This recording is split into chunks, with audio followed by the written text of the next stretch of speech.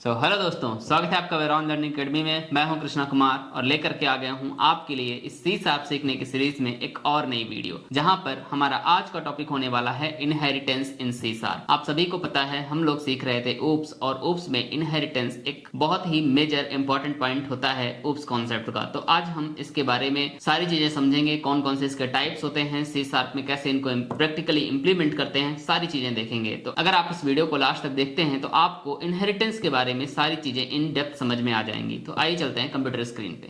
तो आप देख सकते हैं यहाँ पर जो आज का हमारा हेडिंग है, introduction to inheritance in C sharp. जब इनहेरिटेंस की बात आती है तो देखो, मैं आपको बहुत ही सिंपल भाषा में समझा दूं। इनहेरिटेंस कुछ वैसा ही है जैसे हमारे रियल लाइफ में पेरेंट और चाइल्ड में प्रॉपर्टी का इनहेरिटेंस होता है। अगर कोई पेरेंट है और पेरेंट के पास कोई कार है, लाइक आप एक फादर हैं और फादर के पास एक कार है, तो आपका जो चाइल्ड होगा उस कार को लेने का, उसको चलाने का हकदार है, क्योंकि वो उसके पेरेंट की ही कार है। कहने का मतलब है कि प्रॉपर्टी इनहेरिट हो रही है। मान लो कोई फादर है और उसके पास कुछ जमीन है, कुछ प्रॉपर्टीज है, तो उसके चाइल्ड की ही होती है वो बाद में। क्यों? क्योंकि यहाँ पर भी इनहेरिटेंस फॉलो हो रहा है। ये हमारे यहाँ लॉ है। इसी तरह से ये प्रोग्रामिंग में भी फॉलो होता है। अगर कोई क्लास, एक क्लास किसी दूसरे क्लास को इनहेरिट कर लेती है, तो जो क्लास इनहेरिट कर रही, जो चाइल्ड क्लास है, वो अपने पेरेंट की प्रॉपर्टीज को भी यूज कर सकती है। प्रॉपर्टीज या जो भी मेंबर्स बने होते हैं पेरेंट क्लास में, उन सबको यूज कर सकती है जो चाइल्ड क्लास होती है। इतना सा कॉन्सेप्ट है, और इस कॉन्सेप्ट को यूज करने के लिए अलग अलग तरीके हैं। वो सारे तरीके हम देख रहे होंगे। तो सबसे पहले अगर हम इनहेरिटेंस की डेफिनेशन की बात करें प्रोग्रामिंग में, तो आप यहां पर देख सकते हैं, inheritance is one of the 4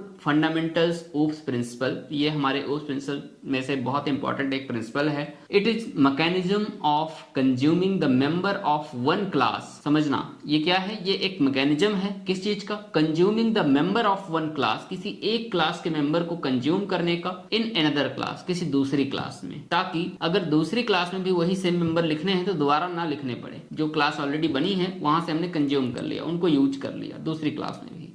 ठीक है। बाय एस्टेब्लिशिंग, अब ये काम कैसे कर सकते हो? तो by establishing parent child relationship between the classes. Classes के बिटवीन आप पेरेंट चाइल्ड का रिलेशनशिप क्रिएट कर सकते हो। अगर रिलेशन नहीं है पेरेंट चाइल्ड का, तो फिर तो हम ले ही नहीं सकते दूसरों की प्रॉपर्टी। तो वैसे ही यहाँ पर भी है, अगर क्लासेस के बीच पेरेंट चाइल्ड का रिलेशनशिप नहीं है तो कोई एक क्लास दूसरे क्लास की प्रॉपर्टीज या मेथड को नहीं यूज कर सकती है। ठीक है। तो विच प्रोवाइड यू रीयूजेबिलिटी, जो कि ये कॉन्सेप्ट हमें रीयूजेबिलिटी प्रोवाइड करता है। कैसे? तो देखो, इनहेरिटेंस का सबसे पहले पर्पज अगर आप जानो तो help in reuse code. Code reuse करने में हमें हेल्प करता है। अभी प्रैक्टिकल देखेंगे कैसे। ठीक है। Reducing redundancy and establishing hierarchical relationship between the classes. Classes के बीच हम कैसे हायरार्किकल डिफाइन कर रहे होते हैं, यही मेन पर्पज है इनहेरिटेंस का। ठीक है। और इसके कुछ इंपॉर्टेंट रूल हैं, लेकिन रूल देखने से पहले हम थोड़ा सा ये देख लेते हैं कि ये कितने टाइप्स इंप्लीमेंट किया जाता है इनहेरिटेंस। तो इनहेरिटेंस के यहाँ पे अगर आप टाइप देखो तो सिंगल इनहेरिटेंस, ठीक है, सिंगल इनहेरिटेंस कब परफॉर्म होता है? Where one child class inherit from one base class. मतलब एक ही चाइल्ड हो और एक ही पेरेंट हो, उसको बोलते हैं सिंगल इनहेरिटेंस। उसके बाद आपका आता है मल्टी लेवल इनहेरिटेंस। तो मल्टी लेवल इनहेरिटेंस में क्या होता है? एक पेरेंट है, उसका चाइल्ड है, अब उस चाइल्ड का भी कोई चाइल्ड है। समझ पा रहे हो? वो चाइल्ड भी पेरेंट बन गया, उसका भी कोई और चाइल्ड है। जैसे आपके ग्रैंडफादर, फिर फादर, फिर आप। इस तरह से जब रिलेशन बन रहा होता है उसको हम बोलते हैं मल्टी लेवल इनहेरिटेंस। ठीक है। आई होप समझ में आ रहा होगा आप सभी को। अगर कोई डाउट है तो कमेंट करना आप लोग। ठीक है। लेकिन बहुत ही इजी है, अगर आप थोड़ा सा भी दिमाग लगाओगे तो ये बहुत ही आसान है। इसको समझना कोई मुश्किल काम नहीं है। ठीक है। क्योंकि इनहेरिटेंस ही मुझे लगता है उसमें सबसे आसान होता है समझना। उसके बाद आता है अपना हायरार्किकल इनहेरिटेंस। इसमें क्या होता है? Where multiple classes inherit from a single base class. समझ रहे हो? पेरेंट क्लास एक ही है, पेरेंट एक ही है, लेकिन चाइल्ड क्लास कई हैं, 3-4 चाइल्ड हैं। मान लो एक पेरेंट है और उस पेरेंट के 3-4 चाइल्ड हैं। ये कुछ वैसे ही है। यहाँ पर एक क्लास को पेरेंट क्लास बना दिया जाता है और उसकी कई सारी चाइल्ड क्लास उसको इनहेरिट कर रही होती है। यहाँ पर एक पेरेंट क्लास बना दी जाती है और उसको कई सारी चाइल्ड क्लास इनहेरिट कर रही होती है। वो 2 हो सकती है, 2 से ज्यादा भी हो सकती है, कितनी भी हो सकती है। ठीक है। उसमें कोई फिक्स नहीं है। उसके बाद आता है आपका मल्टीपल इनहेरिटेंस। तो देखो, ये जो मल्टीपल इनहेरिटेंस है ना, यहाँ पर देखो क्या लिखा हुआ है, C sharp does not support multiple inheritance so we can use interface to implement multiple inheritance. अगर आपको मल्टीपल इनहेरिटेंस सी शार्प में यूज करना ही है, जरूरत पड़ ही रही है प्रोजेक्ट में, तो वहां पर आप इंटरफेस के थ्रू ये चीज इंप्लीमेंट कर सकते हो। सी शार्प डायरेक्टली क्लासेस के थ्रू मल्टीपल इनहेरिटेंस सपोर्ट नहीं करता है। वहीं अगर दूसरी प्रोग्रामिंग लैंग्वेज में जाओगे, जैसे C++ वगैरह में जाओगे, तो वहां पे आपको मल्टीपल इनहेरिटेंस हो सकता है सपोर्ट होता हुआ दिख जाए, बट यहाँ पर आपको इंटरफेस के थ्रू मल्टीपल इनहेरिटेंस का कॉन्सेप्ट इंप्लीमेंट करना होता है। ठीक है, तो ये चीजें हो गई, ये हो गए आपके टाइप्स ऑफ इंटरफेस। अब आपने इंटरफेस के टाइप समझ लिए हैं, आइए हम इन सभी को कोड करके देख लेते हैं, ये कैसे एक्चुअल में बनाए जाते हैं, कैसे एक्चुअल में प्रैक्टिकल इनका यूज होता है, हम कोड करके देख लेते हैं। उसके बाद हम इनके कुछ इंपॉर्टेंट रूल्स हैं उनको समझेंगे। ठीक है, और जब हम इनको बना रहे होंगे उसी टाइम हम इनके रूल्स भी साथ ही साथ देख रहे होंगे, ताकि हमें ये रूल्स का कॉन्सेप्ट अच्छे से समझ में आ जाए, क्योंकि ये इंपॉर्टेंट रूल ही समझना बहुत जरूरी है। अगर ये समझ में आ गया तो फिर इनहेरिटेंस में कोई डाउट आपको नहीं होगा, क्योंकि ये तो कोई भी याद कर लेगा कि 4 टाइप की ये इनहेरिटेंस है। ठीक है, लेकिन मेन चीज होती है ये रूल्स। जब आप प्रोजेक्ट बना रहे हो, प्रोजेक्ट में काम कर रहे हो, ये रूल्स आपको सही से पता होने चाहिए, इनका यूज आप सही से कर पाओ। ठीक है, तो आइए सबसे पहले एक प्रोजेक्ट क्रिएट करते हैं और वहां पे सबसे पहले क्रिएट करते हैं अपना एक सिंगल इनहेरिटेंस। ठीक है, तो हम लोग आते हैं विजुअल स्टूडियो में, और विजुअल स्टूडियो में आकर के हम लोग यहाँ पर क्रिएट न्यू प्रोजेक्ट करते हैं, और मैं यहाँ पर कंसोल ऐप .NET फ्रेमवर्क वाला सिलेक्ट करता हूँ और नेक्स्ट में क्लिक करता हूँ। यहाँ पे मुझे प्रोजेक्ट का नाम देना है, तो मैं आज प्रोजेक्ट का नाम देता हूँ कंसोल ऐप इनहेरिटेंस। ठीक है, ये मैंने प्रोजेक्ट का नाम दे दिया है, और मेरे सोल्यूशन का भी नाम यही, मैं चेंज नहीं कर रहा हूँ। उसके बाद मैं क्रिएट में क्लिक कर देता हूँ, तो आप देखोगे मेरा प्रोजेक्ट यहाँ पर क्रिएट हो चुका है, जहाँ पर एक आपकी क्लास बनी हुई है, program.cs क्लास आपकी बनी हुई है। अब हम चाहें तो यहाँ पर अपनी दूसरी क्लास बना सकते हैं। अच्छा, मैं अभी तक इस सीरीज में क्या करता आया हूँ कि ज़्यादातर टाइम में मैं इसी नेम स्पेस के अंदर ये प्रोग्राम क्लास बनी रहती थी, और इसी के नीचे दूसरी क्लासेस बना करके आपको समझा देता था ज़्यादातर टाइम में। ठीक है, लेकिन मैं आपको बताऊं, जरूरी नहीं है कि आप सारी क्लासेस यहीं पर बनाओ, इस क्लास के बाद ही सारी क्लासेस यहीं पर बनाओ। ये प्रोग्राम क्लास बनी हुई है, ठीक है, हम चाहें तो इस एप्लीकेशन में राइट क्लिक करके ऐड में क्लिक करके यहाँ पर भी एक अपनी नई क्लास ऐड कर सकते हैं। ठीक है, मैं क्लास का नाम अभी क्लास 1 ही दे देता हूँ। ठीक है, और हम ऐड कर देते हैं। तो ये देखो program.cs एक बनी थी, एक क्लास 1.cs हमने बना दी। समझ पा रहे हो? तो यहाँ पर भी हम क्लास बना सकते हैं, वो भी ऐसे ही यहाँ पे काम करेगी। प्रोग्राम के अंदर हम उसको ऑब्जेक्ट बना के कॉल कर पाएंगे, कोई दिक्कत होगी नहीं उससे। ठीक है, तो क्लास आप यहीं पर भी बना सकते हो नेम स्पेस के अंदर, और एक अलग से यहाँ पर भी बना सकते हो। ठीक है, तो 2 तरीके आपको समझ में आ गए। अब हम क्या करते हैं, हमने एक क्लास बनाई है क्लास 1। ठीक है, मैं अभी के लिए क्लास 1 यहाँ पे ना बना करके इस प्रोग्राम वाले पेज में ही बना देता हूँ, ताकि आपके लिए थोड़ा सा समझना आसान हो जब मैं इनहेरिटेंस परफॉर्म करूंगा। ठीक है, लेकिन मैंने बता दिया है ताकि आप बना सकते हो, कोई डाउट आपको नहीं होना चाहिए। ठीक है, तो हम डिलीट में क्लिक करते हैं, इसको डिलीट कर देते हैं। हम यहीं पर प्रोग्राम के जस्ट नीचे क्लास 1 बना लेते हैं। तो क्लास 1 बनाने के लिए मैं यहाँ पे लिखता हूँ पब्लिक, क्लास कीवर्ड लिखता हूँ, और क्लास का नाम लिखता हूँ क्लास 1। ठीक है, और ऐसे मैंने कर्ली ब्रेसेस लगा लिए, तो मेरी एक क्लास बन गई। दूसरी क्लास बनाना है तो मैं इसी क्लास को कंट्रोल D करके यहाँ पर बना देता हूँ, और इस बार नाम चेंज कर देता हूँ क्लास 2। ठीक है, तो 2 क्लासेस बना दी है। अब मैंने 2 क्लासेस क्यों बनाई है, क्योंकि इनहेरिटेंस परफॉर्म करने के लिए जरूरत पड़ेगी। एक क्लास में इनहेरिटेंस परफॉर्म नहीं हो सकता, उसके लिए एक से ज्यादा क्लासेस चाहिए। तो मैंने यहाँ पे 2 क्लासेस बना दी हैं, क्लास 1 और क्लास 2। ठीक है, ताकि मैं इन दोनों के बीच में कुछ पेरेंट चाइल्ड का रिलेशन बना पाऊं। किसी क्लास 1 को मैं बना दूं पेरेंट, और क्लास 2 को मैं बना दूं चाइल्ड। ठीक है, पेरेंट को हम बेस क्लास भी बोल सकते हैं, चाइल्ड को हम ड्राइव्ड क्लास भी बोल सकते हैं, ये मैंने ऑलरेडी लास्ट वीडियो में आपको बताया हुआ है। ठीक है, तो हम यहाँ पे क्या करते हैं, क्लास 1 को हमें पेरेंट बनाना है, तो उसके लिए सबसे पहले हम इसके अंदर कुछ मेंबर्स तो बना दें जिससे हम उनको यूज करें। ठीक है, तो मैं क्लास 1 के अंदर 2 मेंबर बना देता हूँ। एक पब्लिक मेंबर यहाँ पे बनाता हूँ, पब्लिक वॉइड टेस्ट नाम का बना देता हूँ, test1। ठीक है, एक ये मेंबर मैंने बना दिया जो कि एक मेथड है, और उसके अंदर मैं यहाँ पे cw टाइप करके console.writeline में मैं यहाँ पर लिख देता हूँ कि ये मेंबर कहाँ का है। ठीक है, this is test1 in this is a method test1 of class 1। ये क्लास 1 का test1 मेथड है। ठीक है, इसी तरह से मैं एक मेथड और बना देता हूं यहीं पर ये test2 नाम का, ठीक है। और यहाँ पर भी चेंज कर देता हूँ, this is method test2, this is method test2 of class 1, ठीक है। तो ये दो मेथड मैंने बना दिए हैं क्लास 1 के अंदर। अब क्लास 2 के अंदर भी मैं एक मेथड बना रहा हूँ, ठीक है, और इस मेथड का नाम मैं दे दूंगा test3, ठीक है। और यहाँ पर भी हम test3 कर देते हैं, और ये कहाँ बना है, क्लास 2 के अंदर बना है, तो हम यहाँ पर क्लास 2 कर देते हैं, ठीक है। तो आपको ये समझ में आ गया होगा। अब यहाँ पर देखो, एक क्लास बनी हुई है आपकी क्लास 1 और एक क्लास बनी हुई है क्लास 2, ठीक है। मान लो ऐसे ही आपके प्रोजेक्ट में रियल टाइम में कोई दो क्लासेस बनी हुई हैं, और कभी ऐसी जरूरत पड़ जाती है कि इस test1 और test2 मेथड को भी आपको क्लास 2 के अंदर बनाना है, यूज करना है। तो आप जनरली क्या कर सकते हो कि भाई test1 और test2 को यहाँ से उठाया और यहाँ पे कॉपी कर दिया, ठीक है, ये कॉपी कर दिया, तो इसके अंदर तीनों मेथड बन गए। अब आप इन तीनों को यूज कर सकते हो, कोई दिक्कत नहीं है। एक तो ये तरीका है, लेकिन इससे क्या हुआ कि कोड बार बार रिपीट हो रहा है, और हमको इसी चीज को रिड्यूस करना है कि कोड रिपीट ना हो सके, ठीक है। तो हम ये तरीका ना अपना करके, देखो अभी मैंने ये इसके अंदर तीनों मेथड बना दिए। अभी अगर मैं क्लास 2 का ऑब्जेक्ट बनाता हूँ, क्लास 2 का ऑब्जेक्ट मैं यहाँ पे मेन के अंदर बनाता हूँ अगर, तो क्लास 2 ये मैंने ऑब्जेक्ट बनाया, और ये देखो ऑब्जेक्ट का नाम स्मॉल सी है, ठीक है, और क्लास का नाम कैपिटल सी है, ध्यान रखना। तो यहाँ पर मैं देखूंगा तो यहाँ पे test1, test2 और test3 तीनों मेथड मिल रहे हैं, जो कि तीनों कहाँ बने हैं, क्लास 2 के अंदर बने, तो तीनों मिल रहे हैं, ठीक है। अगर ये क्लास 2 के अंदर से दोनों मेथड में हटा देता हूँ, test1 एंड test2, तो अब आप देखोगे कि यहाँ पे जब मैंने क्लास 2 का ऑब्जेक्ट क्रिएट किया तो मुझे एक ही मेथड मिलेगा, ठीक है। ये देखो ये मिल रहा है test3, एक ही मेथड मिल रहा है, वो test1 और test2 नहीं मिल रहा है, क्योंकि वो अब क्लास 2 के अंदर बने ही नहीं है।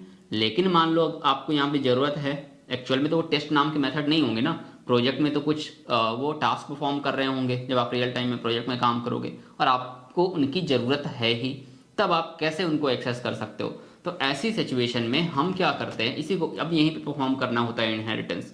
कैसे परफॉर्म करेंगे, हम इस क्लास 2 में आके हम यहाँ पे लगाएंगे कॉलन क्लास 2 के बाद, और यहाँ पे लिख देंगे क्लास 1, यानी कि जिस क्लास को हम इनहेरिट करना चाहते हैं, यहाँ पे क्लास 1, ठीक है, क्लास 1 को हम इनहेरिट करना चाहते हैं, तो कॉलन के बाद हमने क्लास 1 को लिख दिया। ये जो क्लास 1 है ये हमारी बन गई पेरेंट क्लास, और ये क्लास 2 बन गई हमारी चाइल्ड क्लास, ठीक है। अब आप कैसे समझोगे, जो हमारा रिलेशनशिप है, इसमें जो राइट साइड लिखा हुआ है क्लास 1, जिसको हमने इनहेरिट किया है वो पेरेंट है, और जिसमें इनहेरिट किया है क्लास 2 वो है अपना चाइल्ड या ड्राइव्ड, ठीक है। और पेरेंट को हम बेस क्लास भी बोल सकते हैं, ठीक है। ये मैंने आपको ऑलरेडी बताया हुआ है कि पेरेंट को हम बेस क्लास भी बोल सकते हैं, और चाइल्ड क्लास को हम ड्राइव क्लास भी बोल सकते हैं, ठीक है। तो इस तरह से हमने यहाँ पर रिलेशन एक क्रिएट कर दिया पेरेंट और चाइल्ड का। अब मैं जब चाइल्ड क्लास का ऑब्जेक्ट बनाऊंगा तो चाइल्ड के पास क्या होगा कि अपने पेरेंट की प्रॉपर्टीज भी मिल जाएंगी। डेफिनेशन में हमने यही पढ़ा था, ये देखो, अगर डेफिनेशन में आए तो it is a mechanism of consuming the member of one class in another class. किसी एक क्लास के मेंबर को दूसरी क्लास में भी आप यूज कर सको, कंज्यूम कर सको, ठीक है। चाइल्ड क्लास में पेरेंट क्लास के मेंबर को चाइल्ड क्लास में भी कंज्यूम कर सको, वही चीज कर रहे हैं हम यहाँ पर। हमने जो क्लास 2 बनाई, क्लास 2 के अंदर हमने यहाँ पे test1 test2 बनाए तो नहीं, लेकिन देखना जब मैंने क्लास 2 का ऑब्जेक्ट बनाया, अब वो जब ऑब्जेक्ट लगाऊंगा, लिखूंगा और डॉट लगा करके एक्सेस करूंगा, तो आप देखो test1 तो मिल ही रहा है, ये देखो test1 तो मिल ही रहा है, test2 भी आपको मिल रहा है और test3 भी मिल रहा है, देख रहे हो, तीनों मेथड मिल रहे हैं। जबकि test1 और test2 ये कहाँ बने हैं, ये क्लास 1 के अंदर बने हैं, ये क्लास 2 के अंदर है ही नहीं। और हमने ऑब्जेक्ट किसका बनाया, क्लास 2 का बनाया, लेकिन क्लास 2 यहाँ पर चाइल्ड क्लास है, इसलिए ये अपने पेरेंट से test1 और test2 को एक्सेस कर ले रही है। समझ पा रहे हो, ये कोई डिफिकल्ट नहीं है, बहुत ही सिंपल है कि पेरेंट की प्रॉपर्टीज आप एक्सेस कर पा रहे हो, उनको यूज कर पा रहे हो बस, ठीक है। तो यहाँ पर मैं test1 को यूज करता हूँ और यहाँ पर मैं पैरेंथेसिस लगाता हूँ, इसलिए मैंने पहला इस तरह से मैंने पहला मेथड कॉल कर दिया, और फिर मैं यहाँ पर दूसरा मेथड कॉल कर देता हूँ, और फिर मैं यहाँ पर तीसरा मेथड ये कॉल कर देता हूँ, ठीक। ये तीनों मेथड मैंने कॉल कर दिए। आउटपुट देखने के लिए सबसे लास्ट में मैं यहाँ पे console.readline लगा देता हूँ, console.readline, ठीक है। ये मैंने console.readline लगा दिए, और अब मैं अगर प्रोग्राम को रन करूँ तो आप देखोगे कि मुझे तीनों चीज़ें आउटपुट में मिलेंगी, test1 का आउटपुट, test2 का और test3 का। तो ये देखो, this is method test1 of class 1, this is method test2 of class 1 and this is method test3 of class 2। सिर्फ यही है जो क्लास 2 से आया, बाकी ये दोनों तो पेरेंट से आ गए। ठीक है, इस तरह से ये वर्क करता है इनहेरिटेंस। तो इसको हम बोलते हैं सिंगल इनहेरिटेंस। ये है अपना सिंगल इनहेरिटेंस, सिर्फ एक ही पेरेंट है क्लास 1 और एक ही चाइल्ड है क्लास 2, दैट्स इट। इसको हम बोलेंगे सिंगल इनहेरिटेंस। तो हम यहाँ पे लिख भी देते हैं सिंगल इनहेरिटेंस। ठीक है,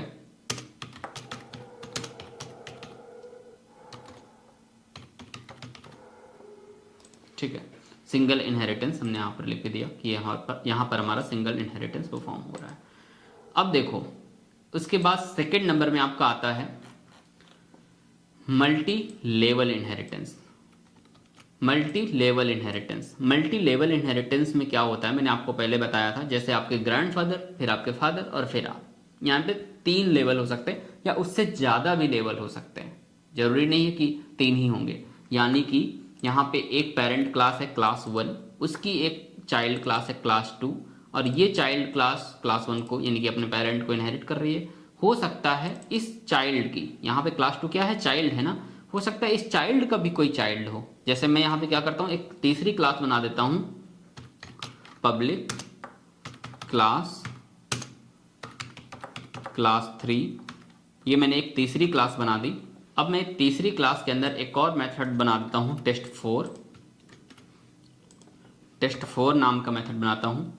यहाँ पर मैं 4 कर देता हूँ और यहाँ पर मैं बोल देता हूँ कि ये क्लास 3 के अंदर है मेथड। ठीक है, ये क्लास 3 का मेथड है test4। अब इस क्लास 3 के अंदर मान लो आपको test3 भी चाहिए, और इवन test3 तो चाहिए ही चाहिए, साथ ही आपको test1 और test2 भी चाहिए। ठीक है, यानी कि आप क्या करोगे, इस क्लास 3 में क्लास 2 को इनहेरिट कर लोगे, क्योंकि क्लास 2 के पास अपना मेथड तो था ही, बट वो चाइल्ड थी तो उसके पेरेंटों के मेथड भी थे test1 और test2। तो अगर इस क्लास 3 को ये तीनों मेथड चाहिए, test3 भी चाहिए और test1 और 2 भी चाहिए, तो ये क्या कर लेगा, ये चाइल्ड क्लास जो ऊपर बनी हुई है क्लास 2, उसको इनहेरिट कर लेगा क्लास 2। तो क्लास 2 के पास तीनों मेथड है, अपना मेथड तो है ही, ये देखो ये जो बना हुआ है, लेकिन इसके पास अपने पेरेंट के भी मेथड हैं। तो यहाँ पर अब जो हमने क्लास 3 बनाई, अगर मैं इस क्लास 3 का ऑब्जेक्ट बनाऊं, क्योंकि ये भी चाइल्ड क्लास है, ये किसकी चाइल्ड क्लास है, क्लास 2 की। क्लास 2 इसके लिए पेरेंट है। ठीक है, तो यहाँ पर देखो सबसे पहले पेरेंट है ये, इसके लिए चाइल्ड है क्लास 2, क्लास 2 हो गई पेरेंट, उसके लिए चाइल्ड हो गया क्लास 3। ठीक है, तो यहाँ पर एक लेवल बनता चला आ रहा है ना, तो इसको हम बोलते हैं मल्टी लेवल इनहेरिटेंस परफॉर्म हो रहा है यहाँ पर ये 3 क्लासेस में। हो सकता है हम एक और क्लास बना दें क्लास 4 और वो क्लास 3 को इनहेरिट कर ले, फिर एक और बना दें क्लास 5, वो क्लास 4 को इनहेरिट कर ले। इस तरह जब एक के बाद एक क्लास एक दूसरे को इनहेरिट करती जा रही हैं, मतलब एक पेरेंट है फिर उसका चाइल्ड, फिर उसके चाइल्ड को भी कोई और इनहेरिट कर लिया, फिर उसके भी चाइल्ड को कोई और इनहेरिट कर लिया, इस तरह से जो लेवल बनता चला जा रहा है इसको हम बोलते हैं मल्टी लेवल इनहेरिटेंस। ठीक है, तो यहाँ पर अब मैं अगर क्लास 3 का ऑब्जेक्ट बनाऊं तो इसके जितने भी पेरेंट हैं ये सबकी प्रॉपर्टी का हकदार है। समझ पा रहे हो, यानी कि आप अपने फादर की प्रॉपर्टी के हकदार तो हो ही, लेकिन उनके मतलब अपने ग्रैंडफादर की प्रॉपर्टी के भी हकदार हो। समझ पा रहे हो, तो यहाँ पर हम अगर क्लास 3 का ऑब्जेक्ट बनाते हैं, मैं यहाँ पर ये जो क्लास 2 लिखा था मैंने, इस ऑब्जेक्ट को मैं क्या कर देता हूँ, कमेंट कर देता हूँ, यहाँ पर कमेंट कर देता हूँ, और मैं एक नया ऑब्जेक्ट बना देता हूँ क्लास 3 का एक ऑब्जेक्ट बना देता हूँ। ये मैंने ऑब्जेक्ट बना दिया और यहाँ पे मैं हर जगह 2 की जगह 3 कर देता हूँ। ठीक है, और एक मेथड और है 4, अच्छा यहाँ पे 3 ही रहेगा। ठीक है, तो अब देखो क्लास 3 के ऑब्जेक्ट से हम test1, test2, test3 और test4 सबको कॉल कर पा रहे हैं। अच्छा, मैं इसके ऊपर होवर करूंगा तो ये देखो यहाँ पे दिखा भी रहा है वहाँ पे ब्रैकेट में कि यहाँ पर ये जो test4 है ये कहाँ का मेथड है, कहाँ से बिलोंग करता है, तो ये क्लास 3 डॉट test4 ये क्लास 3 से बिलोंग कर रहा है। और जो देखो test3 है वो कहाँ से बिलोंग कर रहा है, क्लास 2 डॉट test3 लिखा हुआ है, यानी कि ये क्लास 2 से बिलोंग कर रहा है। फिर उसके ऊपर आओ test2, ये कहाँ से बिलोंग कर रहा है, तो क्लास 1 डॉट test2 लिखा हुआ है, यानी कि ये क्लास 1 का मेथड है। बट ये सब पेरेंट थे इसलिए सब यहाँ पे एक्सेस हो गए। ठीक है, और ये test1 ये भी देखो क्लास 1 से बिलोंग कर रहा है। इस तरह से ये सारे मेथड हम एक्सेस कर पा रहे हैं, और अगर हम अभी इसका आउटपुट देखें तो आपको सारे मेथड का आउटपुट यहाँ पे मिल जाएगा। ये देखो क्लास 1 का है, ये 2 का है, ये क्लास 2 का है और ये आपका क्लास 3 का है। ठीक है, इस तरह से आपको यहाँ पे सारे मेथड एक्सेस करने को मिल रहे हैं और इसको हम बोलेंगे मल्टी लेवल इनहेरिटेंस। यहाँ पे आपका हो रहा है मल्टी लेवल इनहेरिटेंस।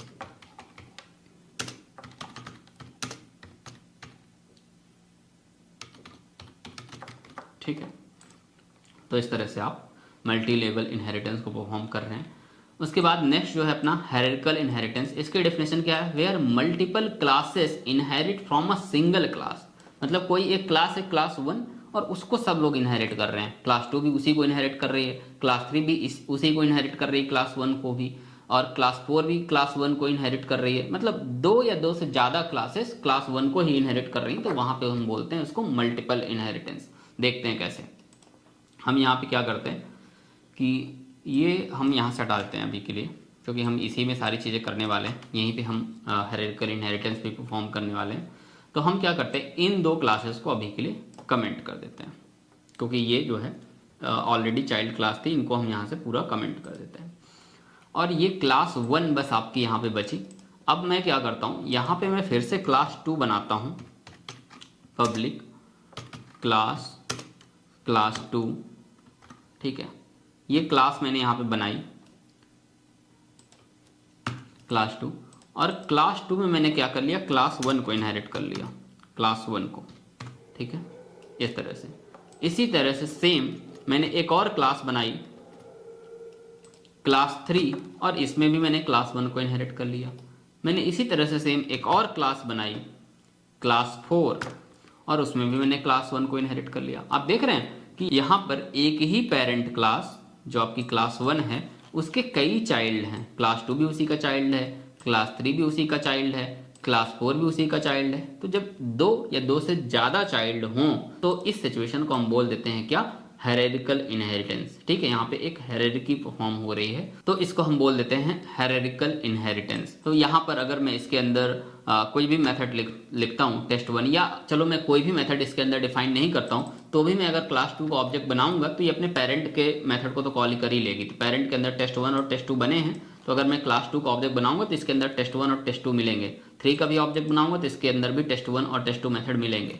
क्लास 4 का भी ऑब्जेक्ट बनाऊंगा तो इसके अंदर भी टेस्ट 1 और टेस्ट 2 मेथड मिलेंगे, क्योंकि इसके पेरेंट जो है क्लास 1 है वहां बने हुए हैं और वहां से यहाँ एक्सेस हो जाएंगे। तो मैं देखो यहाँ पर क्लास 4 के अंदर कोई भी मेथड मैंने नहीं बनाया, मैं क्लास 4 का ऑब्जेक्ट बनाता हूँ।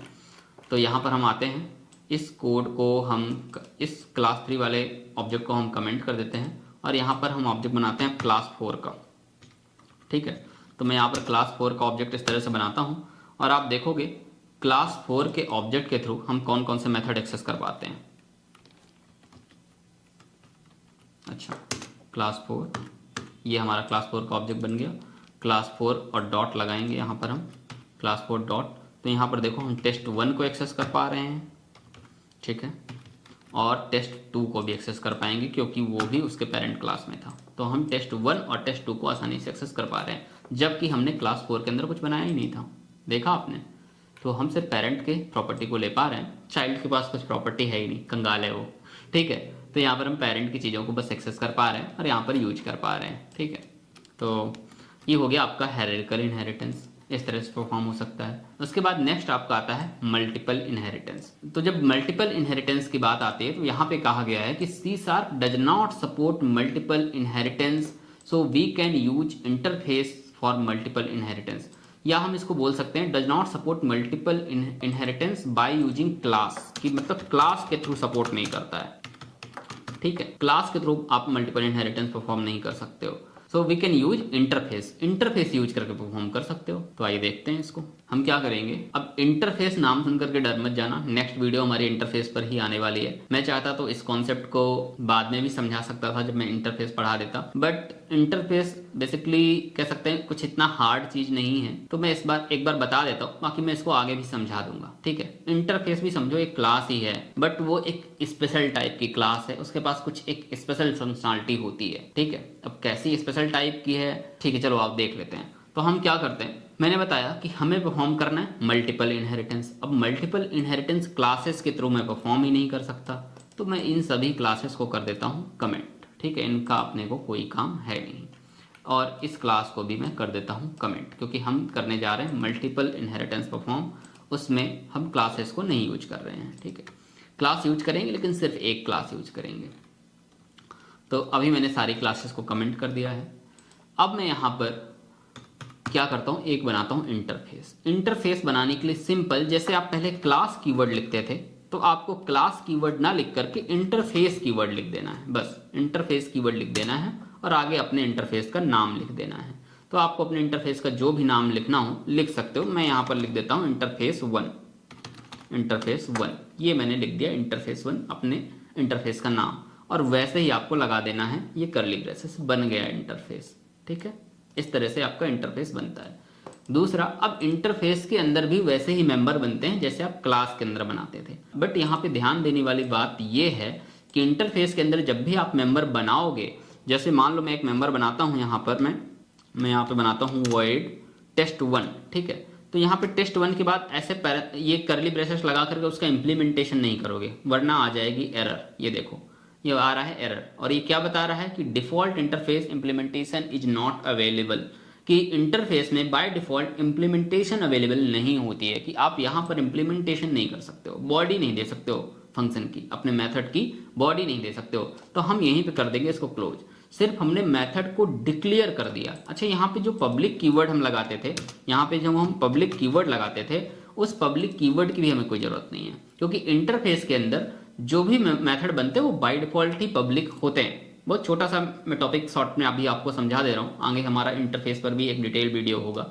ठीक है, तो हमें पब्लिक कीवर्ड भी लगाने की कोई जरूरत पड़ती नहीं है। तो समझ गए, ये बिल्कुल क्लास की तरह ही है, कुछ नई चीज नहीं है, बस यहाँ पर मेथड सिर्फ हम डिक्लेयर कर सकते हैं, उसकी बॉडी नहीं दे सकते हैं। अब हमारा बन गया एक इंटरफेस। हम क्या कर देते हैं, दूसरा इंटरफेस भी बना देते हैं, दूसरे इंटरफेस भी बना देते हैं।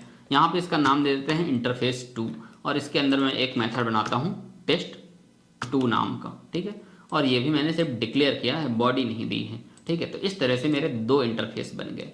ये 2 से ज़्यादा भी हो सकते हैं, कितने भी आपके प्रोग्राम में जब आप प्रोजेक्ट में काम कर रहे होगे तो हो सकता है वहाँ 50 इंटरफेस बने हों। ठीक है, उसमें से आपको 5 इंटरफेस को एक ही जगह इनहेरिट करना हो, उनके अंदर की सारी चीज़ों को एक क्लास में यूज करना हो, उसको बोलते हैं हम मल्टीपल इनहेरिटेंस। ठीक है, मान लो 2 हमारे पास इंटरफेस बने और इन दोनों इंटरफेसों को एक साथ मुझे एक ही क्लास में एक्सेस करना है, इनहेरिट करना है, इंटरफेस के अंदर बने हुए मेंबर वहाँ पर यूज करना है। ठीक है, कैसे, मैं यहाँ पर फिर से एक क्लास बनाता हूँ, पब्लिक क्लास 1 ही नाम दे देता हूँ, क्योंकि ऊपर तो हमारे क्लासेस कमेंट ही हैं। क्लास 1 नाम दिया मैंने, और इस तरह से मेरी क्लास बन गई। ठीक है, तो अब इस क्लास के अंदर हमको क्या करना है कि हमको कुछ मेंबर तो अपने बनाने हैं, लेकिन हम यहाँ पे क्या करते हैं, हम यहाँ पर इन दोनों इंटरफेसेस को इनहेरिट करते हैं। इनहेरिट कैसे करेंगे, हम वैसे ही लगाएंगे कॉलन, और फिर यहाँ पर लिखेंगे इंटरफेस 1, और फिर यहाँ पे हम कॉमा लगा करके इंटरफेस 2 को भी इनहेरिट कर देंगे। इस तरह से आप देख रहे हो कि हम यहाँ पे एक से ज्यादा चीजों को एक ही क्लास 1 में इनहेरिट कर रहे हैं। तो हम एक से ज्यादा क्लासेस को तो नहीं एक ही क्लास में इनहेरिट कर सकते हैं, बट एक से ज्यादा इंटरफेसेस को हम एक ही क्लास में इनहेरिट कर सकते हैं। ये है बेसिकली सी शार्प का रूल। सी शार्प में जो बोला गया था ना कि C sharp does not support multiple inheritance by classes definition में, यानी कि वो ऐसा था कि वहां पर अगर आप एक से ज्यादा क्लासेस को ऐसे कॉमा लगा करके एक ही क्लास में इनहेरिट करने का प्रयास करते तो आपको मिलते एरर। बट यहाँ पे आप इंटरफेस को इनहेरिट कर पा रहे हो। बट इंटरफेस में क्यों रेड कलर की ये लाइन आ रही है, यहाँ पर देखने के लिए, यहाँ पर इस एरर को समझो। क्या बता रहा है कि क्लास 1, जो आपकी क्लास 1 है, डज नॉट इंप्लीमेंट नहीं कर रही है इंटरफेस मेंबर को। इंटरफेस के अंदर जो आपका मेथड बना है, जो मेंबर बना है, उसको भाई कोई बॉडी तो दे, वरना यूज कैसे होगा। मान लो अब हम क्लास 1 के अंदर इनको इनहेरिट कर लिए, तो वो दोनों तो क्लास 1 के अंदर आ गए। अब जब वो दोनों क्लास के अंदर आ गए तो हम क्लास 1 का ऑब्जेक्ट बनाकर कहीं पर उन दोनों मेथड को यूज कर सकते हैं, लेकिन यूज करने से पहले उनकी बॉडी होनी भी तो चाहिए। वो तो सिर्फ डिक्लेयर किए गए हैं, उनको तो इम्प्लीमेंटेशन दी ही नहीं गई, तो यूज कैसे कर सकते हो। तो आपको ध्यान ये रखना होता है, जरूरी रूल ये होता है कि जब भी इंटरफेस को इनहेरिट किया जाता है तो इंटरफेस के अंदर बने हुए मेंबर को क्लास के अंदर इम्प्लीमेंटेशन देनी होती है। कैसे, उसी नाम से सेम मेथड यहाँ पे बनाओगे और यहाँ पे आप बॉडी दे सकते हो। देखो, हम यहाँ पर अगर शो पोटेंशियल फिक्सेस में अगर क्लिक करेंगे तो हमको यहाँ पर इम्प्लीमेंट इंटरफेस नाम का एक ऑप्शन मिल भी जाता है। अगर मैं इसमें क्लिक करूं तो ये देखो test1 हमारा यहाँ पर इंप्लीमेंट हो गया, तो हमारे इंटरफेस 1 की एरर चली गई। तो इंटरफेस 1 के अंदर जो मेथड बना था test1 वही दोबारा यहाँ पर बना दिया गया पब्लिक टाइप का test1, और उसके अंदर कुछ भी एरर थ्रो कर दी गई है। हम एरर थ्रो ना करके हम अपना कुछ भी कोड लिख सकते हैं यहाँ पर, जैसे कि हम यहाँ पर cw टाइप करके console.writeline में हम यहाँ पर कुछ भी कोड लिख सकते हैं। This is method test1, this is method test1 of interface 1, कि ये इंटरफेस 1 का मेथड है आपका, ठीक है। इंटरफेस 1 के अंदर डिक्लेयर किया गया था, लेकिन इंप्लीमेंटेशन यही दी जा रही है, बॉडी क्लास के अंदर ही दी जा रही है जिस क्लास में उसको इनहेरिट किया गया है इंटरफेस को, ठीक है। अब रही बात इंटरफेस 2 की, तो उसको भी इंप्लीमेंट करना है। उसके अंदर भी जो भी मेंबर बने होंगे, जितने भी मेंबर बने होंगे 1 2 5 10 सबको यहाँ इंप्लीमेंटेशन देने पड़ेगी, क्योंकि यहाँ पर बॉडी दी ही नहीं गई होती है इंटरफेस में, ठीक है। इसीलिए कहा जाता है कि इंटरफेस क्या है, स्पेशल टाइप की क्लास है, उसके अंदर कोई भी बॉडी दी ही नहीं जाती मेंबर्स को, ठीक है। तो यहाँ पर जब हम इसको इंप्लीमेंट करना चाहेंगे तो शो पोटेंशियल फिक्स में क्लिक करते हैं और इंप्लीमेंट इंटरफेस में क्लिक करते हैं, और यहाँ पर भी इंप्लीमेंटेशन आपकी हो गई है। आप खुद से टाइप भी कर सकते हो, तो मैंने यहाँ पर test2 को भी इंप्लीमेंट कर दिया है, और इसके अंदर भी हम लिख देते हैं ये लाइन हम यहाँ पर कंट्रोल भी कर देते हैं, और इसको हम बोल देते हैं मेथड test2 है ये, और कहाँ बना हुआ है, इंटरफेस 2 के अंदर बना हुआ है, ठीक है। अब अगर मैं इस क्लास 1 का ऑब्जेक्ट बनाऊँ, यहाँ पर आकर के मेन के अंदर आकर के इस क्लास 4 के ऑब्जेक्ट को भी हम कमेंट कर देते हैं, और यहाँ पर आकर के मैं क्लास 1 का ऑब्जेक्ट बनाता हूँ, क्लास 1 का ऑब्जेक्ट बनाता हूँ, तो आप देखोगे इस क्लास 1 के थ्रू मैं वो test1 और test2 दोनों को कॉल कर पाऊंगा, जबकि test1 और test2 कहाँ बने थे, इंटरफेस में बने थे, और दोनों इंटरफेस को मैंने एक ही क्लास में इनहेरिट कर लिया है। इसी को बोलते हैं मल्टीपल इनहेरिटेंस, एक से ज़्यादा इनहेरिटेंस को एक ही जगह इनहेरिट किया जा रहा है, एक से ज़्यादा चीज़ों को एक ही जगह इनहेरिट किया जा रहा है, ठीक है। तो इस तरह से मैं यहाँ पे कॉल कर पा रहा हूँ। अगर आप आउटपुट देखना चाहो तो हम प्रोग्राम को रन कर देते हैं, और आप दोनों का आउटपुट देख सकते हो, this method test1 of interface 1, this method test2 of interface 2, ठीक है। इस तरह से ये आपने दोनों देख लिया, ये मल्टीपल इनहेरिटेंस भी आप समझ गए, ठीक है। उसके बाद क्या है, उसके बाद मैंने बात की थी कि हम पढ़ेंगे कुछ रूल्स, और यही सबसे ज़्यादा इंपॉर्टेंट है। आपने टाइप समझ लिए, कितने टाइप होते हैं इनहेरिटेंस के, कैसे कैसे उनका प्रैक्टिकल होता है, कैसे कैसे उनकी कोडिंग होती है, वो आपको समझ में तो आ गया, कैसे कैसे कौन सी क्लास किसको इनहेरिट करती है तो क्या बोलते हैं, ठीक है। वो इंटरव्यू के लिए काफ़ी है, लेकिन जब एक्चुअल में कोड करना होगा प्रोजेक्ट में, तो ये रूल आपको बहुत अच्छे से समझ में आने चाहिए। इस रूल में सबसे पहला रूल है, देखो, private member of parent class can not be accessible into the child class. समझने वाली बात यह है कि हम अगर कोड में आए और इस कोड को अभी के लिए, ये इंटरफेस वाला कोड जो मल्टीपल इनहेरिटेंस वाला है, ये कोड मैं कमेंट कर देता हूँ, और ये जो ऊपर हमारा कोड लिखा हुआ था, ये वाला कोड, इसमें भी मैं पूरा अनकमेंट नहीं करता हूँ, सिर्फ इतना कोड अनकमेंट कर देता हूँ। एक क्लास 1 है और एक क्लास 2 है, क्लास 2 क्लास 1 को इनहेरिट कर रही है, ठीक है। और यहाँ पर मैं सारी चीज़ों को कमेंटेड ही रहने देता हूँ, ठीक है, इनसे अपना कुछ वो नहीं है, ठीक है। ये कमेंटेड है, और यहाँ पर हम क्लास 1 का ऑब्जेक्ट बना पा रहे हैं, क्योंकि यहाँ पर क्लास 1 हमारी ये है, अनकमेंटेड है, लेकिन इसकी भी हमें ज़रूरत नहीं है, तो हम यहाँ पर कर देते हैं कमेंट, ठीक है। ये कर दिया, और ये चीज़ें हम हटा देते हैं। तो अब आप देखोगे यहाँ पे क्लास 1 एक क्लास है, क्लास 2 एक क्लास है, लेकिन क्लास 2 चाइल्ड क्लास है किसकी, क्लास 1 की। लेकिन यहाँ पे डेफिनेशन में जो रूल है वो क्या बताया जा रहा है कि अगर कोई प्राइवेट मेंबर होगा पेरेंट क्लास का, तो वो चाइल्ड क्लास में एक्सेस नहीं किया जा सकता है। पब्लिक है तब तो एक्सेस कर सकते हो, प्राइवेट है तो एक्सेस नहीं कर सकते हो। यानी कि अगर मैं इस test1 को प्राइवेट बना दूं और फिर मैं यहाँ पे क्लास 2 के अंदर, जब मैंने क्लास 1 को इनहेरिट किया है और अब मैं क्लास 2 का ऑब्जेक्ट बनाऊं, ऑब्जेक्ट यहाँ पे ऑलरेडी बना हुआ है, अनकमेंट कर देते हैं, ऑब्जेक्ट बनाऊं, और अब मैं क्लास 2 के अंदर देखूं कि क्या कौन कौन से मेथड मुझे मिल रहे हैं। क्लास 2 के ऑब्जेक्ट के अंदर अगर मैं डॉट लगा कर देखूं कि मुझे कौन कौन से मेथड मिल रहे हैं, तो आप देखोगे यहाँ पर आपको test2 मिल रहा है, test3 मिल रहा है, लेकिन test1 नहीं मिल रहा है। 2 कहाँ बना हुआ है, 2 कहाँ से बिलोंग कर रहा है, चलो हम यहाँ पर दोनों को टाइप कर देते हैं जिसे हम देख पाएँ, ठीक है। ये और test3 भी मिल रहा है हमको, तो यहाँ पर test3 भी लिख देते हैं, ठीक है। ये दो चीज़ें हमें इंटेलिजेंस में मिल रही थी। अगर मैं test1 को लिखना भी चाहूँगा ना, तो उसमें आएगी एरर।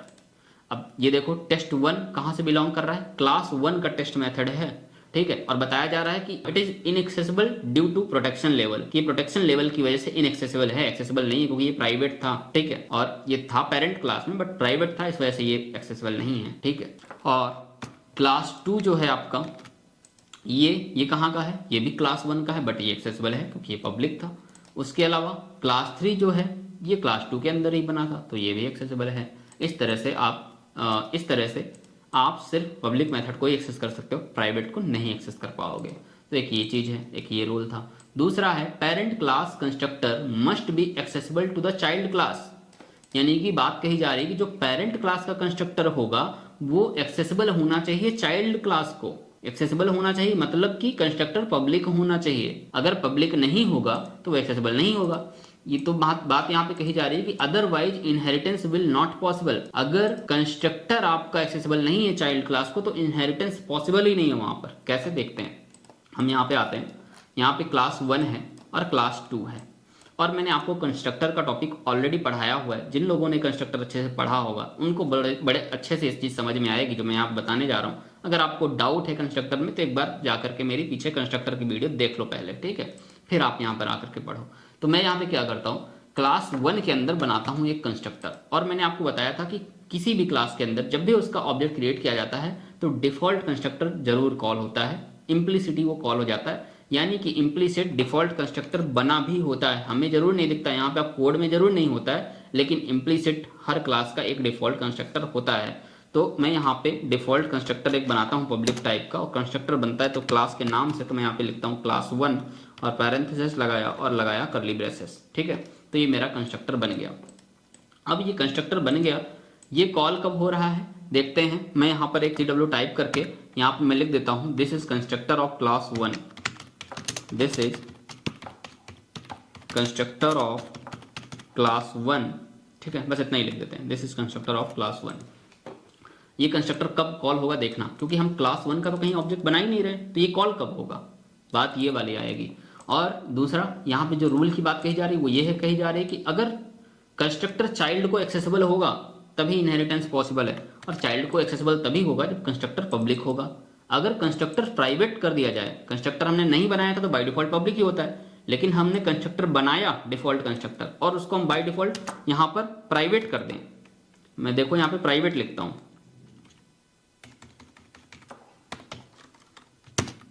ठीक है, मैंने कंस्ट्रक्टर को कर दिया प्राइवेट, तो आप देखोगे यहाँ पे क्लास 2 जो हमारी चाइल्ड क्लास थी उसमें आने लगी एरर। हम चाइल्ड क्लास में अब इनहेरिट कर ही नहीं सकते क्लास 1 को, इनहेरिटेंस यहाँ पे पॉसिबल ही नहीं है। क्यों? क्योंकि कंस्ट्रक्टर प्राइवेट हो गया है, कंस्ट्रक्टर एक्सेसिबल नहीं है।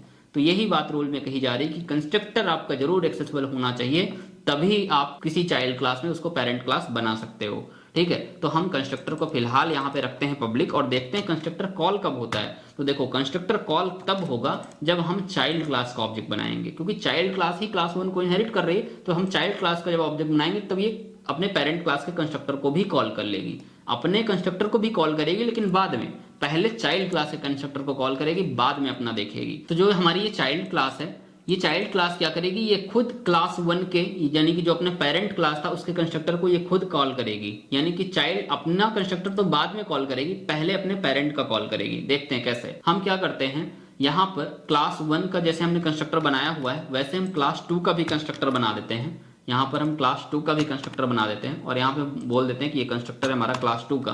और अब हम प्रोजेक्ट को रन करेंगे। अब आप देखोगे कि ये क्लास 2 है, क्लास 2 के अंदर भी कंस्ट्रक्टर है, क्लास 1 के अंदर भी कंस्ट्रक्टर है, उसके अंदर हमने कुछ प्रिंट करा दिया है ताकि जब कंस्ट्रक्टर चले तो हमें पता चल जाए। तो आप देखोगे कि जब हम क्लास 2 का ऑब्जेक्ट बनाएंगे ना, यहाँ पर मेन के अंदर जो हमने क्लास 2 का ऑब्जेक्ट बनाया हुआ है, तो हम सबसे पहले क्या होगा कि क्लास 2 सबसे पहले अपने पेरेंट के कंस्ट्रक्टर को कॉल कर लेगी, यानी कि सबसे पहले पेरेंट का कंस्ट्रक्टर चल जाएगा, फिर अपने कंस्ट्रक्टर को कॉल कर लेगी, उसके बाद फिर जो हमने मेथड कॉल किए हैं वो दोनों चल जाएंगे। देखना, हम प्रोग्राम को रन करते हैं। मैं यहाँ पे क्या करता हूँ, तो ये देखो, सबसे पहले पेरेंट का कंस्ट्रक्टर कॉल हुआ। किसने कॉल किया? चाइल्ड ने कॉल किया, चाइल्ड के ऑब्जेक्ट ने कॉल किया। पेरेंट का तो हमने ऑब्जेक्ट बनाया ही नहीं था ना, चाइल्ड ने अपने पेरेंट के कंस्ट्रक्टर को सबसे पहले कॉल किया, फिर अपना कंस्ट्रक्टर कॉल किया, उसके बाद फिर जो हमने मेथड कॉल किए थे वो दोनों चल गए। ठीक है, इस तरह से ये वर्क करता है। तो कोई भी चाइल्ड क्लास हमेशा अपने पेरेंट के कंस्ट्रक्टर को कॉल करती ही है, इसीलिए पेरेंट क्लास का कंस्ट्रक्टर हमेशा पब्लिक होना चाहिए, चाइल्ड के लिए एक्सेसिबल होना चाहिए, अदरवाइज फिर इनहेरिटेंस वहां पे पॉसिबल ही नहीं है। बस ये चीज थी इस रूल में। तो ये रूल अगर आपको अच्छे समझ में आ गया है तो आपको ये रिलेशनशिप बनाने में, कंस्ट्रक्टर बनाने में कोई दिक्कत नहीं होने वाली। ठीक है, उसके बाद नेक्स्ट हमारा पॉइंट है whenever child class instance is created, जब भी चाइल्ड क्लास का इंस्टेंस क्रिएट किया जाता है child class constructor will implicitly call its parent class constructor. वही बात कि यह इम्प्लिसिटी अपने पेरेंट क्लास के कंस्ट्रक्टर को कॉल करती है, ये चीज मैंने अभी आपको समझाया भी है, ठीक है। उसके बाद नेक्स्ट जो हमारा पॉइंट है we can initialise a parent class variable, हम पेरेंट क्लास का अगर कोई वेरिएबल बना ले, पेरेंट क्लास को डेटा टाइप मान करके अगर हम कोई एक वेरिएबल बना लें तो we can initialise it by using its child class instance, हम इसको चाइल्ड क्लास के इंस्टेंस से इनिशियलाइज भी कर सकते हैं टू मेक इट रेफरेंस, हम पेरेंट को रेफरेंस बनाने के लिए, and that reference will consuming the memory of child class, ये अपने चाइल्ड क्लास की प्रॉपर्टीज या वेरिएबल्स की ही मेमोरी को कंज्यूम कर लेगा child class instance, but with the reference we can't call any child class member, but reference के थ्रू यानी कि जो पेरेंट क्लास का हमारा वेरिएबल है उसके थ्रू हम चाइल्ड क्लास के किसी भी मेंबर को कॉल नहीं कर पाएंगे। हो सकता है ये डेफिनेशन अभी आपको कंफ्यूजिंग लगी हो समझने में, आओ कोड में देखते हैं तुरंत समझ में आ जाएगी, इसमें कुछ नहीं है, ठीक है। तो बात यहाँ पे कही जा रही है कि अगर आप अपने पेरेंट क्लास का ऑब्जेक्ट बनाते हो, चलो हम यहाँ पर सारी चीजें हटा देते हैं, ये सारी चीजें भी कमेंट कर देते हैं, ठीक है। यहाँ पर उसके बाद बात यहाँ पे कही जा रही है कि अगर आप अपनी पेरेंट क्लास, कोई भी पेरेंट क्लास, क्लास 1 यहाँ पर पेरेंट क्लास है, अगर पेरेंट क्लास टाइप का कोई एक वेरिएबल बना लेते हो, मैंने पेरेंट क्लास टाइप का एक वेरिएबल बना लिया p, एक वेरिएबल बनाते हो, ये सिर्फ अभी एक वेरिएबल है, ऑब्जेक्ट नहीं है। ऑब्जेक्ट तब बनता है जब इक्वल लगा करके हम न्यू लगा करके उसमें इनिशियलाइज करते हैं, तभी मेमोरी स्पेस असाइन होता है, तभी ऑब्जेक्ट एक्चुअल में बनता है, ठीक है। अभी यहाँ पे बस एक क्लास 1 टाइप का वेरिएबल बन गया है समझो, ठीक है, p नाम का वेरिएबल है। इस वेरिएबल को हम किससे इनिशियलाइज कर सकते हैं, बात क्या कही जा रही है, उसको हम इनिशियलाइज कर सकते हैं उसके चाइल्ड क्लास के इंस्टेंस से। कैसे? चाइल्ड क्लास का हम इंस्टेंस बनाते हैं, चाइल्ड क्लास कौन है, क्लास 2, उसका इंस्टेंस बनाते हैं, ठीक है। तो उसका इंस्टेंस बनाने के लिए कुछ इस तरह से हमने उसका इंस्टेंस बना दिया, ये इंस्टेंस बना दिया हमने चाइल्ड क्लास का। अब इस क्लास 2 से यानी कि जो चाइल्ड क्लास का इंस्टेंस है, इससे हम p को यानी कि जो हमारा वेरिएबल है पेरेंट क्लास का, उसको मैंने चाइल्ड क्लास के ऑब्जेक्ट से इनिशियलाइज कर दिया, ठीक है। अब अगर मैं इस p क्लास के थ्रू p डॉट लगाकर किसी भी मेथड को एक्सेस करना चाहूं तो आप देखोगे कि हम यहाँ पर किस मेथड को एक्सेस कर पा रहे हैं, हम यहाँ पर test2 को एक्सेस कर पा रहे हैं। और test2 कहाँ बना है हम देखेंगे, test2, तो यहाँ पर हमारा test1 एक मेथड है जो कि प्राइवेट है। अच्छा, इस मेथड को हम पब्लिक कर देते हैं पहले तो, ठीक है, पब्लिक कर देते हैं। तो यहाँ पर अब हमें दोनों मेथड एक्सेस होंगे। अब मैं यहाँ पर अगर देखूँ test2 नहीं, हमें दोनों एक्सेस होंगे, test1 और test2। ये देखो test1 भी एक्सेस हो रहा है, test2 भी एक्सेस हो रहा है। तो मैं एक बार test1 को यहाँ पर एंटर कर देता हूँ, test1 भी हम यहाँ बना देते हैं और test2 भी हम यहाँ बना देते हैं। तो ये दोनों हमें एक्सेस हो रहे हैं, पर ये दोनों कहाँ बने थे, ये बने थे पेरेंट के अंदर। तो यही बात इस रूल में कही जा रही है कि जब भी आप चाइल्ड क्लास के इंस्टेंस से पेरेंट क्लास के वेरिएबल को इनिशियलाइज कर देते हैं तो we can't call any child class member, आप किसी चाइल्ड क्लास के मेंबर को कॉल नहीं कर सकते। तो यहाँ पे देखो चाइल्ड के अंदर कौन सा मेंबर बना था, क्लास 2 के अंदर कौन सा मेंबर बना था, क्लास 2 के अंदर मेंबर बना था आपका ये test3, ये test3 मेंबर बना था क्लास 2 के अंदर। तो यहाँ पर हम test3 को कॉल नहीं कर पा रहे हैं। अगर मैं यहाँ पे test3 को ऐसे कॉल करने की कोशिश करूंगा तो ये देखो इसमें आ रही है आपको एरर। तो चाइल्ड क्लास मेंबर को आप नहीं कॉल कर पाओगे, आप कॉल कर पाओगे सिर्फ पेरेंट क्लास के मेंबर को। कब? जब आपने पेरेंट क्लास का वेरिएबल बनाया है, उसमें चाइल्ड क्लास का इंस्टेंस इनिशियलाइज कर दिया है, तो आप सिर्फ पेरेंट क्लास के ही मेंबर्स को कॉल कर पाओगे। ये एक इंपॉर्टेंट रूल है, ठीक है। उसके बाद हम नेक्स्ट रूल में चलते हैं। नेक्स्ट क्या है, every class that is defined by us, ऐसी कोई भी क्लास जिसको हम बनाते हैं और pre defined in the library, या ऐसी कोई भी क्लास जो ऑलरेडी डिफाइंड होती है लाइब्रेरी में, हमारी लैंग्वेज की लाइब्रेरी में, ठीक है, of the language, has default parent class, सबकी अपनी एक डिफॉल्ट पेरेंट क्लास होती है। कौन सी? That is object class in system namespace, जिसका नाम है ऑब्जेक्ट। ऑब्जेक्ट क्लास है वो जो कि डिफॉल्ट पेरेंट क्लास होती है सबकी, और ये कहाँ बनी होती है, ये सिस्टम नेम स्पेस के अंदर बनी होती है। और नेम स्पेस का कॉन्सेप्ट तो मैं आपको अच्छे से समझा चुका हूँ, क्योंकि नेम स्पेस क्या होता है, हमारे प्रोजेक्ट का नाम ही होता है नेम स्पेस। नेम स्पेस के अंदर ही हमारी क्लासेस बनती हैं, फिर उनको अगर कहीं और यूज करना तो सबसे पहले हमें नेम स्पेस को इंक्लूड करना पड़ता है, फिर हम उनको और कहीं यूज कर पाते हैं, उन क्लासेस को कहीं और किसी दूसरे प्रोजेक्ट में यूज कर पाते हैं। इसी तरह से जो हमारी ये ऑब्जेक्ट क्लास है वो कहाँ बनी है, सिस्टम नेम स्पेस के अंदर बनी है। और बात कही जा रही है इस रूल में कि ये सबकी पेरेंट क्लास है ऑब्जेक्ट क्लास, चाहे क्लास हम खुद बना रहे हों, चाहे कोई बनी बनाई क्लास हम यूज कर रहे हो, सबकी पेरेंट है ऑब्जेक्ट, ठीक है। तो कई बार इंटरव्यूअर पूछ लेता है कि C# में डिफॉल्ट पेरेंट क्लास क्या होती है, तो डिफॉल्ट पेरेंट क्लास आपकी ऑब्जेक्ट क्लास होती है, ठीक है। तो अगर हम इसको देखना चाहें, यहाँ पे ऑब्जेक्ट रियल टाइम एंटिटी की बात नहीं करी जा रही, ऑब्जेक्ट नाम की यहाँ पे क्लास है, ठीक है। और इसके अंदर भी कुछ मेथड होते हैं, 4 मेथड होते हैं, मैं दिखाता हूँ आपको, ठीक है।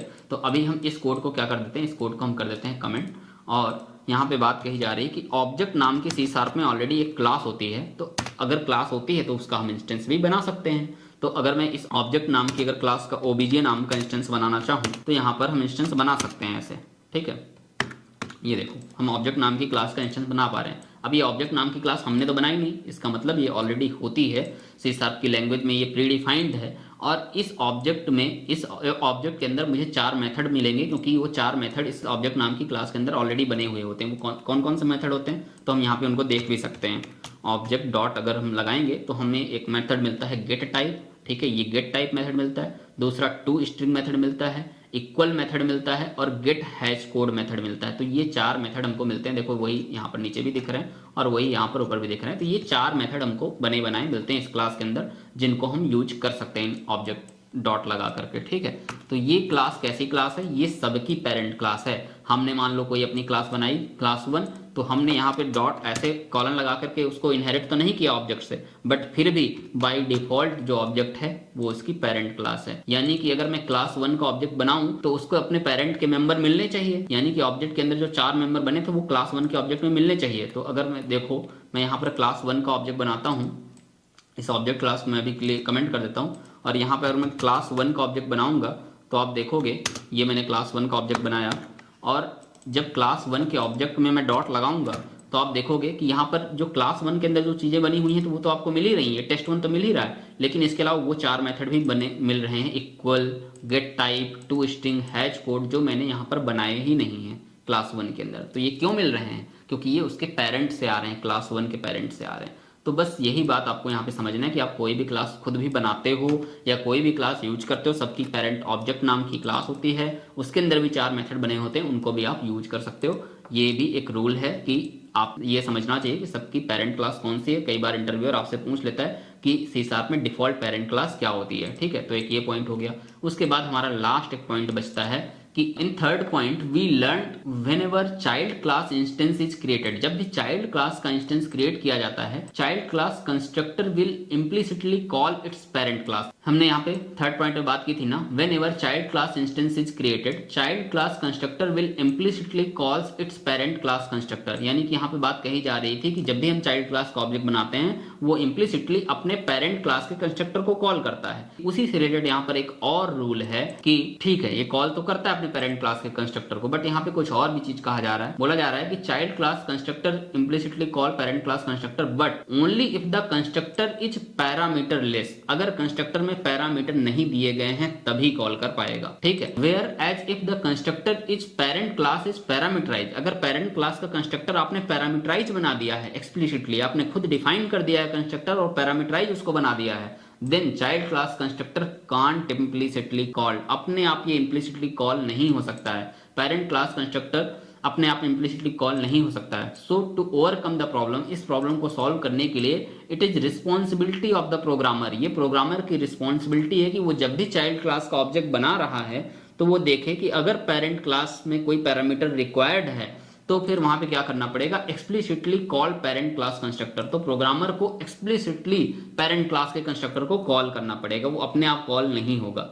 हमने तो आपको जो दिखाया था अपने आप कॉल हो जा रहा था, कंस्ट्रक्टर नहीं भी कॉल कर रहे थे तो भी ठीक है। हम जैसे चाइल्ड क्लास का ऑब्जेक्ट बनाते थे अपने आप पेरेंट क्लास कंस्ट्रक्टर को कॉल कर लेता था।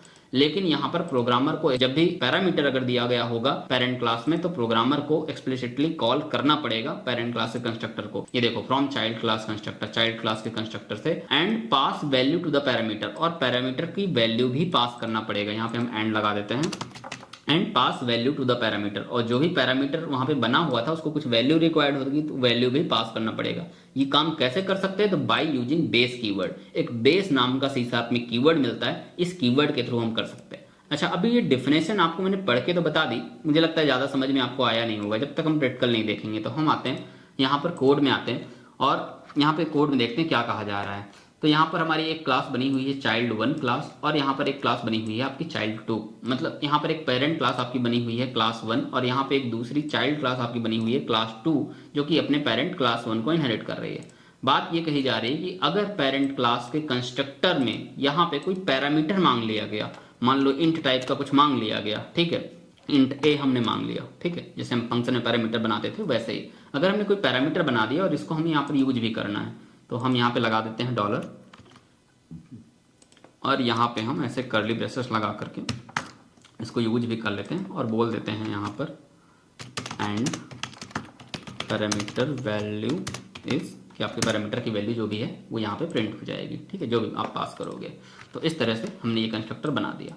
तो अब आप देखोगे कि क्लास 2 में जब भी हमने कंस्ट्रक्टर बनाया तो यहाँ पे आने लगी एरर। क्यों आने लगी?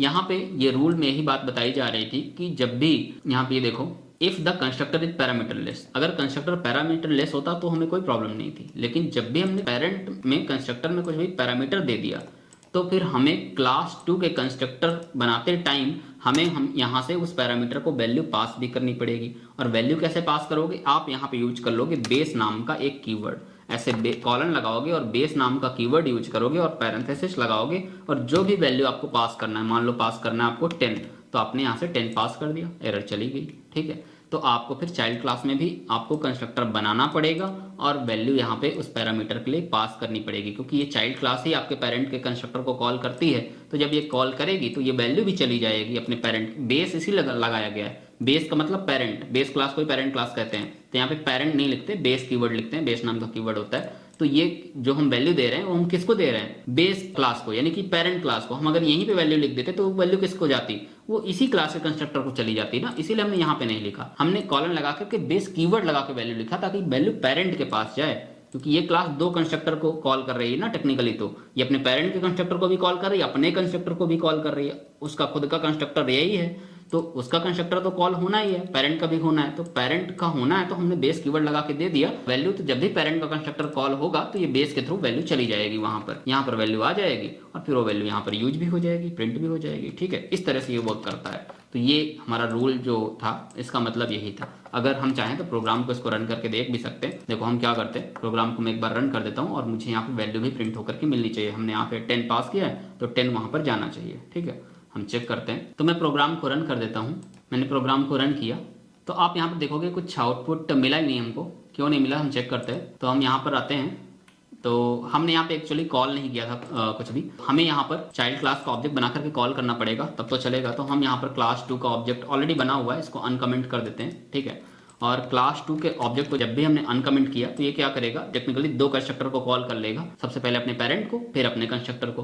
अब क्लास 2 के अंदर हमको क्या क्या मिल रहा है वो हम यहाँ पे डॉट लगा करके कॉल कर लेते हैं, यानी कि कौन कौन सा मेथड एक्सेसिबल है वो भी हम यहाँ पर कॉल कर लेते हैं। तो हम क्लास 2 यहाँ पर हमें test1 मिल रहा है तो हमने test1 को यहाँ पर कॉल कर लिया। और ये test1 कहाँ बना होगा, कहाँ से बिलोंग कर रहा है ये अगर आपको देखना तो आप यहाँ पे देख सकते हो क्लास 1 के अंदर बना हुआ था, यानी कि ये पेरेंट का है। और क्लास 2 के अंदर कुछ नहीं बना क्या?